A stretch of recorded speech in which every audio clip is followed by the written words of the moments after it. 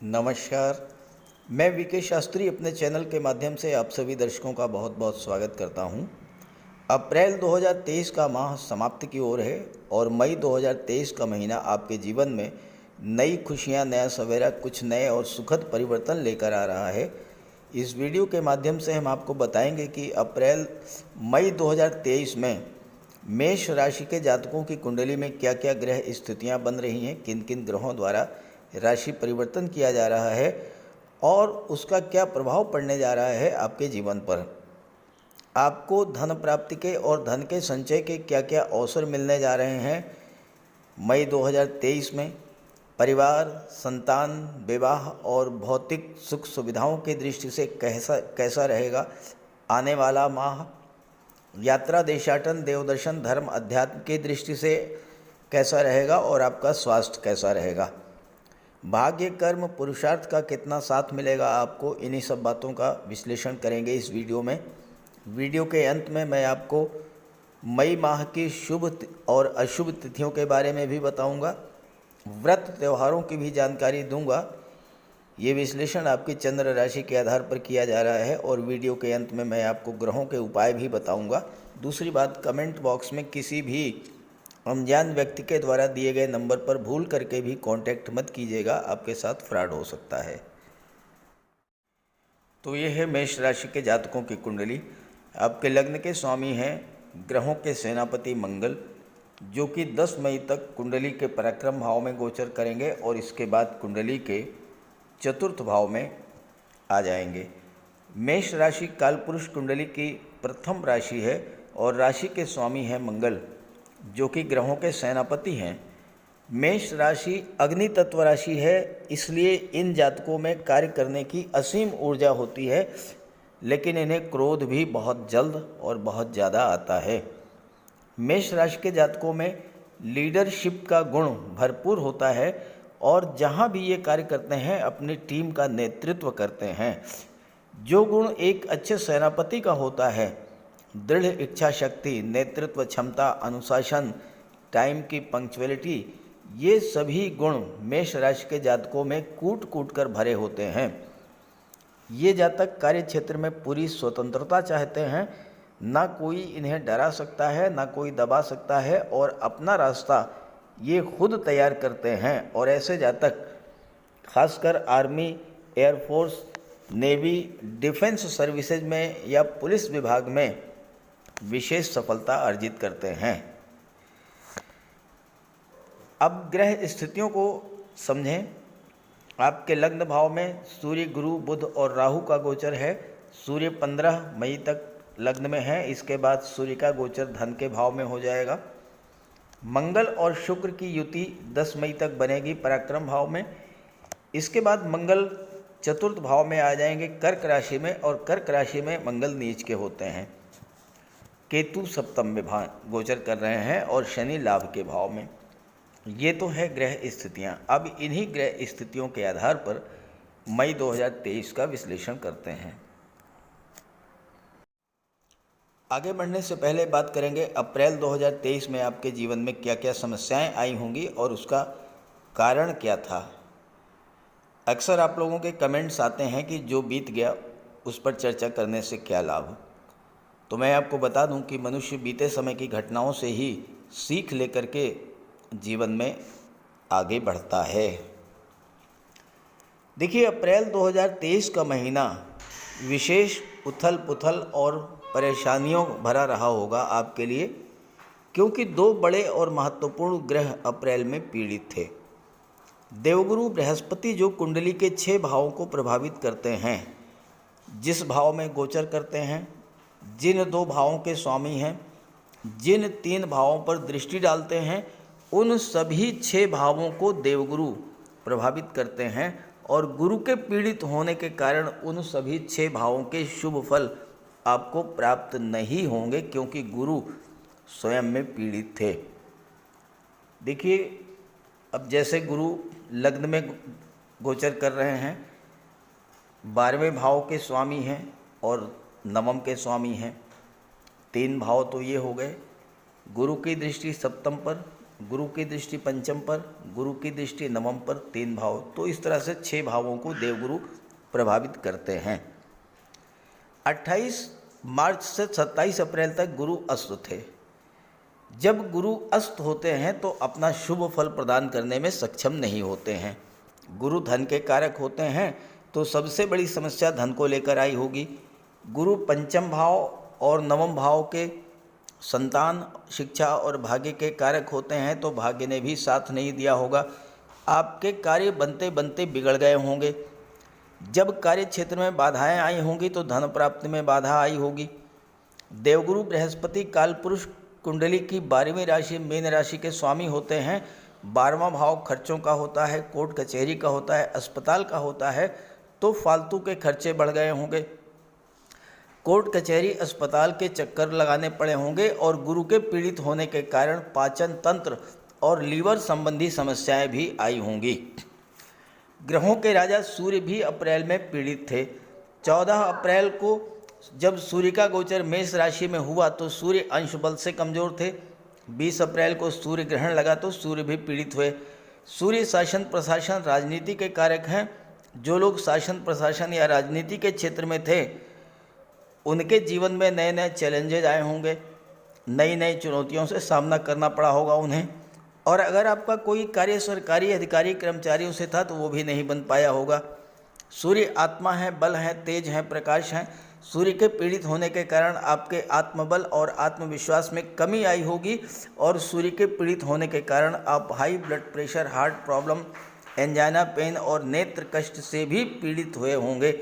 और अगर ऐसा आपके साथ हुआ हो तो कमेंट करके ज़रूर बताइएगा। अब बात करते हैं मई 2023 के बारे में।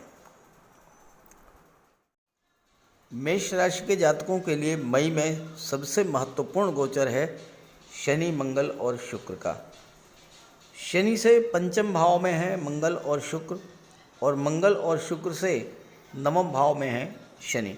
नवम पंचम का योग बन रहा है शनि और मंगल शुक्र के बीच में। जब कोई भी ग्रह एक दूसरे से नवम पंचम योग बनाते हैं, त्रिकोण पर होते हैं, तो दोनों ही एक दूसरे को एक्टिवेट कर देते हैं। तो शनि भी एक्टिवेट रहेंगे, मंगल भी एक्टिवेट रहेंगे और शुक्र भी एक्टिवेट रहेंगे। शुक्र यहाँ पर सप्तम के स्वामी हैं, जो कि आपके दाम्पत्य सुखों, आपके विवाह को शो करता है। और मंगल आपके लग्न के स्वामी हैं, यानी आपका व्यक्तित्व, आपका स्वभाव और आप स्वयं। मंगल और शुक्र की युति बन रही है और दोनों ही एक्टिव हैं। मंगल है ऊर्जा, जोश और जुनून, पैशन। शुक्र है प्रेम, लव, रोमांस। मंगल और शुक्र की युति मेल फीमेल के बीच तीव्र आकर्षण जन्म देने वाली होती है। मंगल शुक्र की युति बनने पर अपने लव पार्टनर के प्रति समर्पण की भावना, एक दूसरे को समझने की भावना और अपनी चाहतों के इजहार की भावना अत्यंत तीव्र हो जाती है। अगर आपकी कुंडली में शुक्र बली हैं तो लव रिलेशंस को मैरिज में कन्वर्ट होने में देर नहीं हो लगेगी। विवाह के बंधन में बंधने का सर्वश्रेष्ठ योग रहेगा मंगल की शुक्र की युति, जो कि 10 मई तक बनेगी। लव रिलेशंस को प्रगाढ़ करने, रूठे हुओं को मनाने का श्रेष्ठतम समय रहेगा ये। अपने business partner, love partner, life partner और मित्रों के साथ संबंध सुधारने का भी अत्यंत शुभ समय है। हालांकि अगर आपकी कुंडली में मंगल खराब हैं तो ये युति एक्स्ट्रा मैरिटल अफेयर्स को भी जन्म देगी, इसलिए अपनी भावनाओं को नियंत्रण में रखें। धन की दृष्टि से भी ये योग सर्वोत्कृष्ट है, क्योंकि मंगल है आपका उत्साह, आपकी शक्ति, आपका जोश, आपकी क्षमता, ऊर्जा, ललक। और शुक्र हैं धन, वैभव, समृद्धि, संपन्नता और विवाह के कारक। और शुक्र यहाँ पर धन के भाव के स्वामी भी हैं। शुक्र आपकी इच्छाओं, आपके सपनों को रिप्रेजेंट करते हैं। आप अपने पराक्रम, पुरुषार्थ के बल पर धन भी अर्जित करेंगे और अपने सपनों, अपने इच्छाओं की भी पूर्ति करेंगे।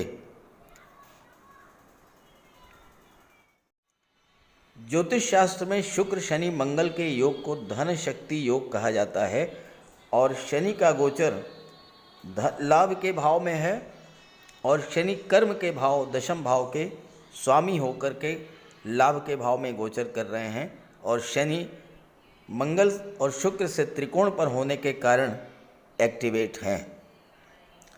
शुक्र और शनि का संबंध किसी भी तरह का बने हमेशा धन प्रदायक होता है। कालपुरुष कुंडली में शनि दशम और एकादश के कारक होते हैं। जब शनि एक्टिव होते हैं तो भाग्य और कर्म के सपोर्ट से धन की प्राप्ति भी होती है और धन का संचय भी होता है और ये संचय भूमि भवन के रूप में होगा। रियल इस्टेट प्रॉपर्टी डीलिंग और कंस्ट्रक्शन के क्षेत्र से धन की प्राप्ति होगी। क्योंकि शुक्र की दृष्टि भाग्य के भाव पर पड़ेगी तो आपको कार्य क्षेत्र में भाग्य का भी सपोर्ट मिलेगा और भाग्य के सहयोग से आपके बहुत से रुके हुए कार्य पूरे होंगे। मंगल आपके लग्न भाव के स्वामी हैं और शक्ति के प्रतीक होते हैं। शनि मंगल का संबंध आपके एफर्ट्स उद्यम परिश्रम का प्रतिफल देने वाला होगा क्योंकि शनि लाभ के भाव के स्वामी हैं और कर्म के भी स्वामी हैं। मंगल अष्टम के भी स्वामी हैं तो जीवन में संघर्ष भी रहेगा।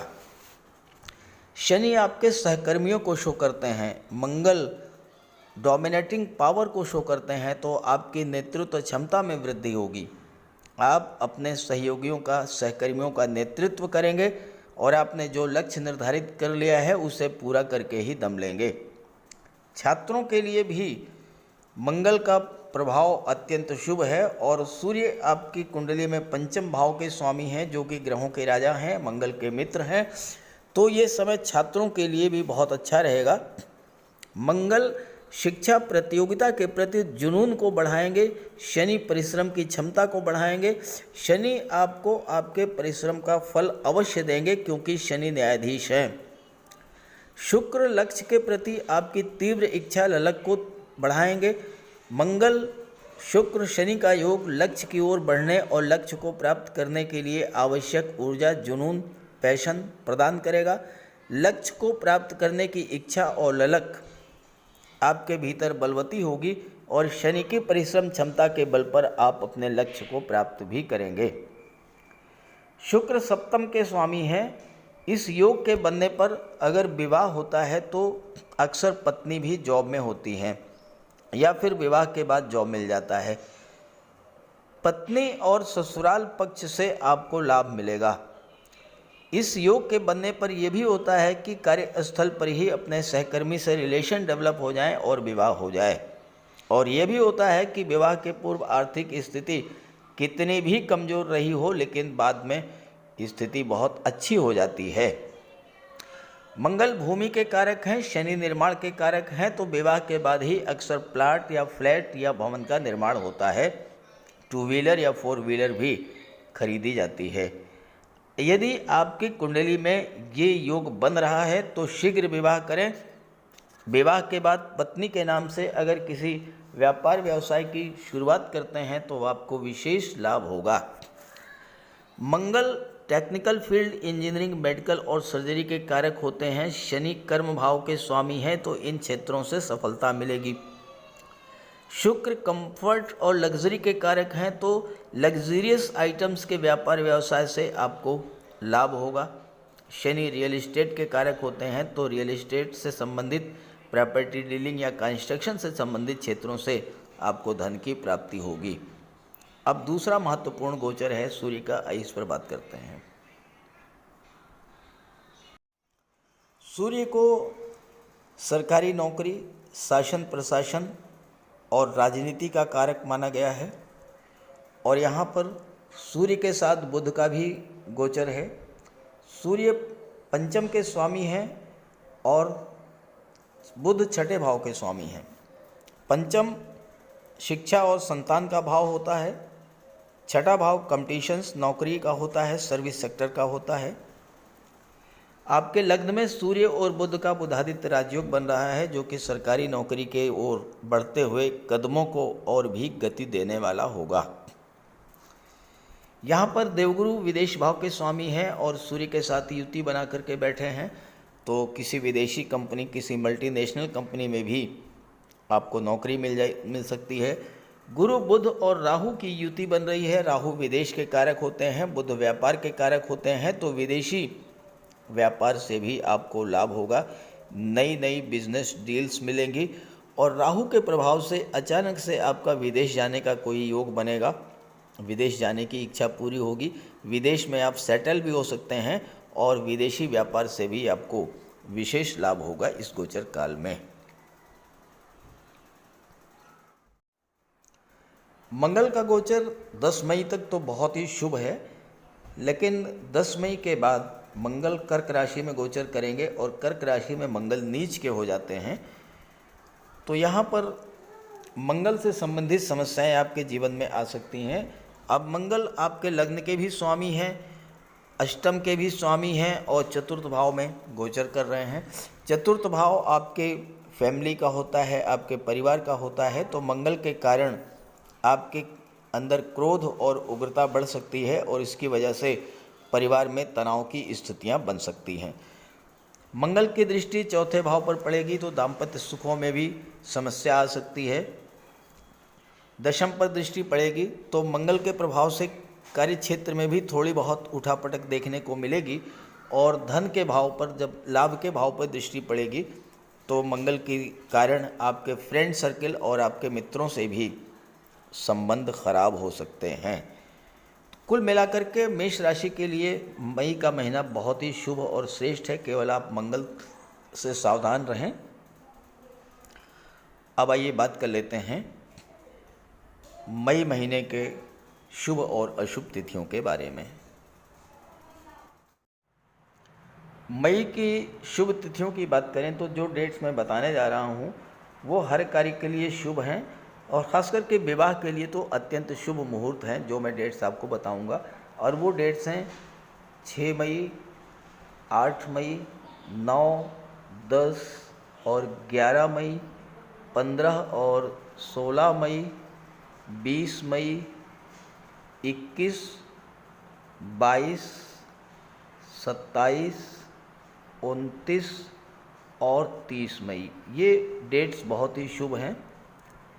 13, 14, 17 और 18 इन चारों डेट्स पर आप विशेष सावधानी बरतिएगा, क्योंकि शनि और चंद्रमा की युति या दृष्टि संबंध बनेगा तो वो मन में अशांति, मानसिक तनाव और चिंता को जन्म देगा। तो भगवान भोले शंकर की प्रार्थना कीजिएगा, भगवान भोले शंकर के मंदिर में जाकर के उनको दुग्ध अर्पित कीजिएगा और ओम नमः शिवाय का जाप कीजिएगा। अब बात करते हैं व्रत त्योहारों की। तो मई के व्रत त्योहारों की लिस्ट आपके सामने है।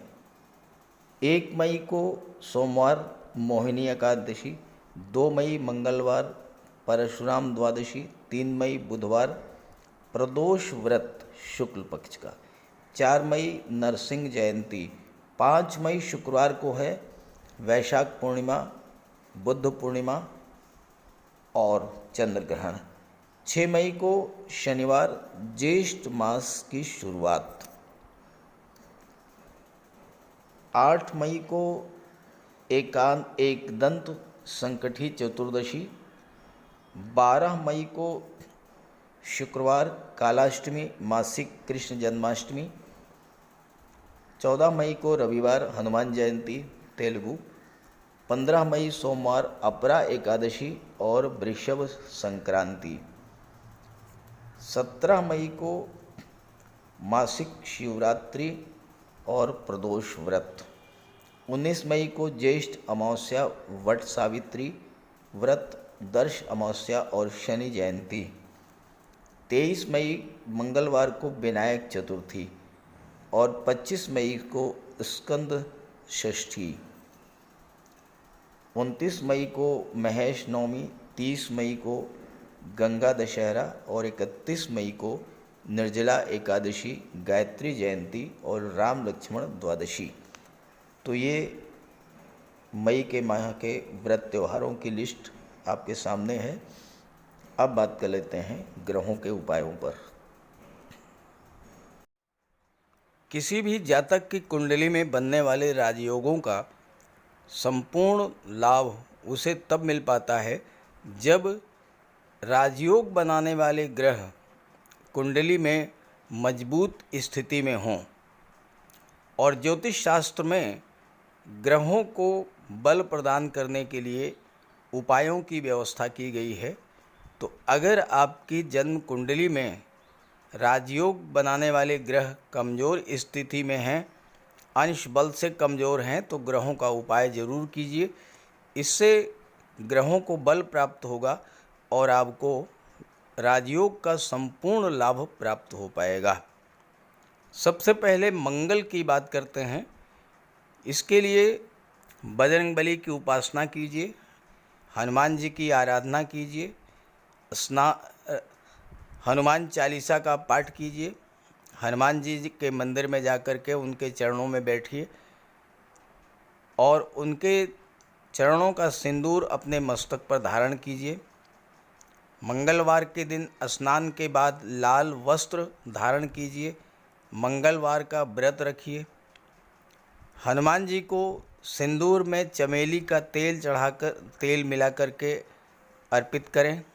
हनुमान जी को चोला चढ़ाएं और मूंगा धारण कर सकते हैं, लेकिन किसी योग्य ज्योतिषी से परामर्श लेकर। और मंगलवार के दिन लाल वस्त्र, गेहूं, गुड़ और तांबे का दान करने से भी मंगल को बल प्राप्त होता है। जहाँ तक देवगुरु की बात है, देवगुरु बृहस्पति को प्रसन्न करने के लिए गुरुवार का व्रत रखिए। 5 गुरुवार, 11 या 43 गुरुवार का व्रत रखें। घर में केले का एक वृक्ष लगा लें और उसकी सेवा करें। स्नान करते समय पानी में हल्दी या केसर मिलाकर स्नान करें और हल्दी या केसर का तिलक लगाएं। भूल करके भी गुरु, साधु, संतों का, माता पिता का अपमान ना करें। माता पिता, गुरु और वृद्धों का सम्मान करें, उनकी सेवा करें और उनका आशीर्वाद प्राप्त करें। तोते को चने की दाल खिलाएं, इससे बुध और गुरु दोनों प्रसन्न होते हैं। पुखराज भी धारण कर सकते हैं गुरुवार के दिन, लेकिन योग्य ज्योतिषी का परामर्श लेकर ही कोई रत्न धारण करें। ज़्यादा बेहतर ये है कि हल्दी की एक गांठ पीले वस्त्र में बांधकर अपने बाजू में बांध लीजिए और पीले रंग के वस्त्रों का ज़्यादा प्रयोग कीजिए। चादर, तकिए, गिलाफ ये सब पीले रंग के रखिए, पर्दे। शुक्र को बल प्राप्त हो, इसके लिए माता लक्ष्मी की उपासना कीजिए और 21 या 31 शुक्रवार को व्रत रखें। शुक्रवार के दिन सफ़ेद रंग के वस्त्र, चीनी, चावल, दूध और दही, घी से बने पदार्थों का सेवन करें। और शुक्रवार के दिन सफ़ेद वस्त्र, चावल, चीनी, घी, श्रृंगार सामग्री, कपूर, मिश्री और दही, इन सब चीज़ों का यथाशक्ति दान करें। डायमंड धारण कर सकते हैं, लेकिन हीरा धारण करने से पहले योग्य ज्योतिषी का परामर्श ले लें। महिलाओं का सम्मान करें। शुक्रवार के दिन कन्याओं को खीर और मिष्ठान का भोजन कराएं। इत्र का प्रयोग करें। घर को साफ सुथरा रखें और भगवान शिव को श्वेत पुष्प अर्पित करें।